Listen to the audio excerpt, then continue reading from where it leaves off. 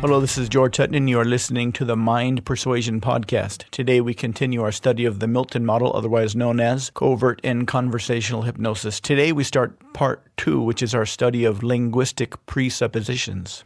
First of all, what is a presupposition? It's something that's presumed to be true as a starting point. For example, in geometry, they assume that all lines are straight, triangles have 3 corners, etc. They don't prove this, they just state it as true and then get on with the rest of the proofs or the fun.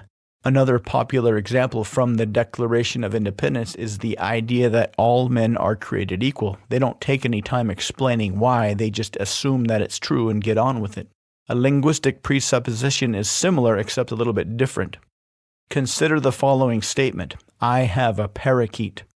Simple enough, right? But suppose I don't have a parakeet. Suppose I'm lying. Suppose I'm trying to con you. The idea of me having a parakeet is easy to disagree with. But now suppose I say my parakeet is blue. Now it's a bit harder to argue with. It appears though the main idea of the sentence is that my parakeet being blue, not that I have or don't have a parakeet. Me having or not having a parakeet is going to be less in the mind of the listener. As I'm describing my parakeet as being blue, the listener will just assume that I've got a parakeet. When I only say I have a parakeet, it's easy for you to say, no, you don't. I can add on further stuff to make the existence of my parakeet less and less questionable. My blue parakeet is 13 years old. My 13-year-old blue parakeet just learned to play the piano. While my blue 13-year-old parakeet was playing the piano, I got a phone call from my sister. In that last sentence, there's a lot going on that your mind will focus on besides wondering whether or not I really have a parakeet. Now, if I was only trying to convince you that I've got a parakeet, that last sentence would probably do it. It would have a much more likelihood of convincing you that I've got a parakeet than just saying I've got a parakeet. When it comes to linguistic presuppositions, there are about 20 different structures you can use to hide your ideas within a sentence, so your listener will just assume that they are true.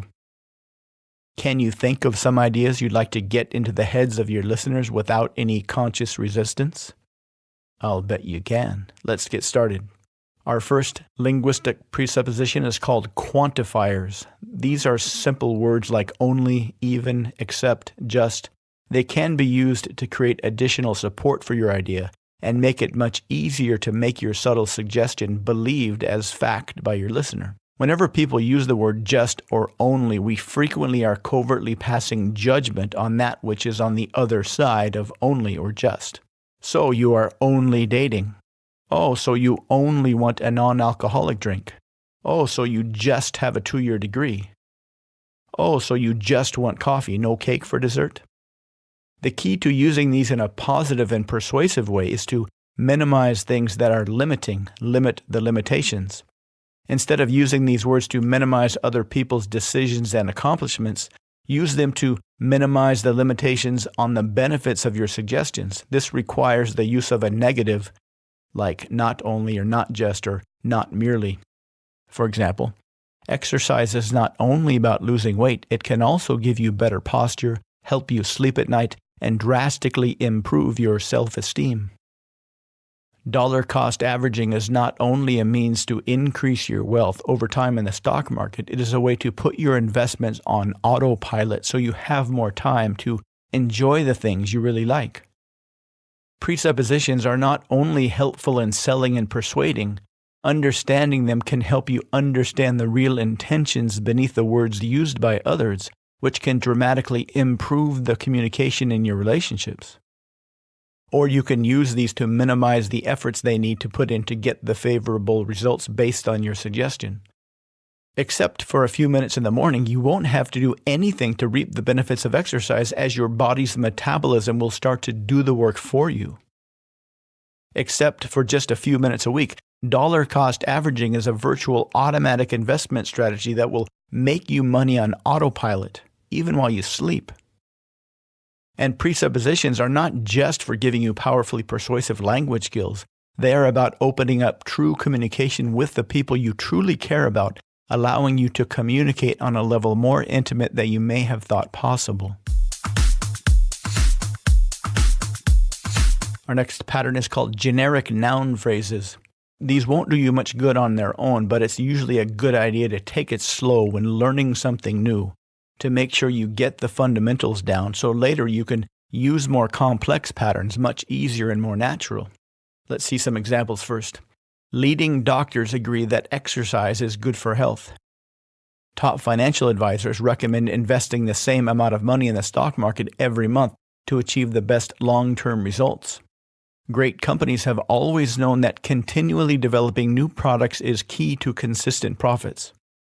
In these examples, leading doctors, top financial advisors, great companies are all examples of a generic noun phrase. Of course, you could say convicted felons, successful dictators, or top-rated snipers, but that might give your listeners or readers the wrong impression about your message unless you were trying to persuade somebody to not do something. Convicted felons know that once you successfully commit your first crime, it's almost impossible to stop until you end up in jail.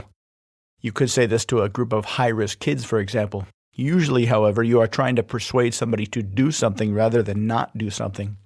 In this case, it's best to choose a class, a generic noun class that sounds somewhat authoritative on whatever topic it is you are persuading, to give your ideas some kind of social proof or authority. Later, when we get into more advanced, complex presuppositions, you'll see how this one technique can be a powerful anchor on which to hang other techniques in your speech or copywriting that can greatly enhance your persuasive efforts. The general pattern for a generic noun phrase is adjective plus group of authoritative sounding people, like top scientists or leading financial advisors or highly regarded personal trainers or weight loss specialists or leading dietitians. Our next pattern is called relative clauses. A relative clause is a complex noun phrase followed by the words which, who, or that, then followed by another statement. There are a couple of ways to use these as a standalone patterns to convince your listener or reader of the validity of an idea or statement. First, choose a group of people or experts, then assign them something they've done or understood as a subgroup, something related to your persuasive idea. Then appropriate that persuasive idea to the group you've chosen. Group who have performed a revelation know that your intended message. Sounds kind of complicated, so let's look at some examples. The idea is exercise is good for weight loss. The group of experts is physicians. The thing that they've done, performed research on weight loss. So here's how it looks conversationally. Leading physicians who have studied weight loss methods extensively have come to realize that the best way to lose weight is through simple exercise. The idea is that dollar cost averaging is a good, safe way to invest. The experts are financial planners. The thing they've done is studied various ways to increase wealth. The result is, leading financial planners who have really looked at several ways of increasing wealth have found that dollar cost averaging is a great, safe way for beginners to invest in the stock market. In these two examples, it's very hard to disagree with the intended message, which is exercise is good for weight loss and dollar cost averaging is best for stock market wealth. Unless you construct a completely out there message, your listener will accept as true pretty much whatever you give them. For example, here's one that's very easy to disagree with, but only because the intended message is so far out there. People that have researched various ways to happiness are unanimous that giving me $1 million is the fastest way to lifelong bliss. In this case, the action I'm trying to persuade you to do, give me $1 million, is so far out there that the whole statement is seen as an attempt at humor, and none of it is taken seriously. Otherwise, statements that are even somewhat believable when put together correctly will be taken as truth. Here's another way to use this pattern. Group who have done your intention have realized a generally accepted good thing. Where the group is any expert or authority on a subject related to your intention, and the generally accepted good thing is something that is universally desirable, like self-confidence, health, sex appeal, money, etc. Here's some examples. The group is people in general. Your intention is exercise to lose weight. Good thing is attention from the opposite sex. People who have lost weight through exercise have noticed a profoundly increased level of attention from the opposite sex. Group, people in general, intention, dollar cost averaging. Good thing, easy money. People who have started a consistent dollar cost averaging program have realized how easily their wealth builds up over a period of time. Group, people in general. Intention, reduced carbon footprint. Good thing, feel good about yourself. People who have made a serious effort to reduce their carbon footprint have discovered that it greatly improves their self-image because they know it's really important to take care of the environment. People that have improved the lives of those around them have come to really appreciate how wonderful personal relationships can become once you master these patterns. Our next pattern is called the subordinate clause of time. This is when one idea in a sentence is linked to or dependent upon another idea in the same sentence. A subordinate clause of time links them temporally or according to time. When one thing happens, another thing will automatically happen. Commonly used time words are when, after, as soon as, once, before, prior, while, yet, etc. Consider the difference between the following two sentences. If I go to the store tonight, I'll buy some apples. And when I go to the store tonight, I'll buy some apples. In the first sentence, buying apples part is dependent upon the going to the store part, but the going to the store part is not a done deal. Maybe I'll go, maybe I won't. Maybe it's dependent upon something else that I haven't mentioned. On the other hand, the second sentence, going to the store, is assumed to happen no matter what. It has already been decided, and buying apples, which is dependent upon going to the store, is already decided as well. The best way to use this pattern is to use the thing or idea you are intending to persuade your audience to think or do in the place of going to the store in the previous example, and then put something that most people would generally desire in the place of buying apples. For example, persuasive idea equals dollar cost averaging as a good investment strategy. Generally desired outcome, make money. Linking words as soon as, after, once, since. As soon as you realize that dollar cost averaging is really the best investment strategy out there, you'll understand how easy it is to consistently make money. Persuasive idea, presuppositions are powerful, desired outcome, able to easily persuade others conversationally. After you really appreciate how powerful presuppositions are, you'll find that persuading people through regular conversation can become second nature. Persuasive idea, exercise is the best way to lose weight. Desired outcome, increased attention from the opposite sex. Once you understand that the easiest way to consistently lose weight is with a few minutes of exercise every day, you'll be surprised to notice all the additional attention you'll be getting from men, women, boys, girls, etc. You can also flip it around and use prior, before, in other words, and simply reverse the sentence. Before he started getting all kinds of massive attention from girls at school, he understood that exercise is the best way to lose weight.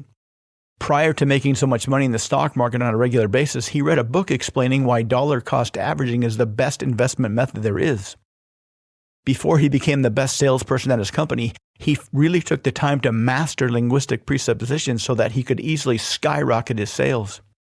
Now, I don't know what it is you'd like to persuade others to do. Maybe you're in sales, maybe you'd like to increase your social skills, or maybe you just like to feel more powerful and in control of the conversations you find yourself in.